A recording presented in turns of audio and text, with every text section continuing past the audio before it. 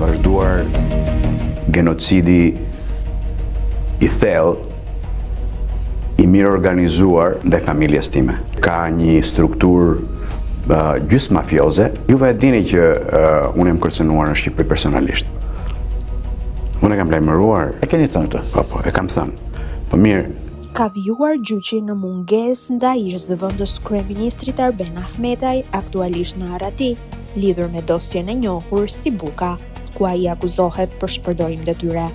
Në seancën e radhës janë shënuar përplasje mes mbrojtjes së Ahmetajt dhe prokurorit të SPAK, ndërsa në sallë kanë qenë të pranishëm edhe përfaqësues të familjes Myderizi, të dëmtuar nga vepra penale.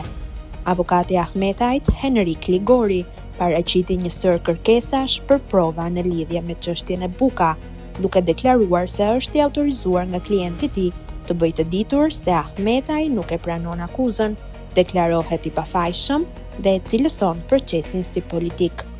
Mbrojtja kërkoi që Ahmetaj të pyetet përmes videokonferencës, të administrohen prova shkresore, të pyeten ekspertët e akte ekspertimi teknik dhe kontabël, si dhe të thirren si dëshmitar ish ministri i financave Shkëlqim Cani dhe ish zyrtar të tjerë të kësaj ministrie.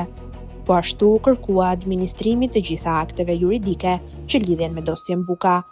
Gjykata i kërkoi prokurorit të SPAK të shpjegojë cilat janë veprimet dhe mosveprimet konkrete të Ahmetajt që përbëjnë veprën penale të shpërdorimit të detyrës.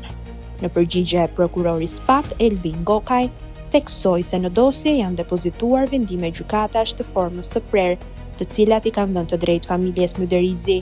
Ai sqaroi se Ahmetaj përmes një urdhri ka caktuar vetë 2 ekspert, ndërsa akti ekspertimi përmban kundërthënie. Sipas prokurorit, ish ministrat Nasit Naço dhe Florian Mima nuk e kanë privatizuar pronën në fjalë, ndërsa Ahmetaj ka shkelur vendimin e gjykatës kushtetuese, i cili ka fuqi ligjore.